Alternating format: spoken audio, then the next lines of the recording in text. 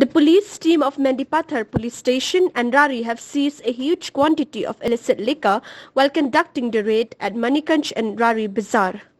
The miscreants who took advantage of the festive season of Easter and Bihu celebrations tried to sell the liquor illegally, but these illegal activities were foiled due to prompt action of the police. The police, while performing their duties, were able to control rash driving and unruly behavior during these festive seasons.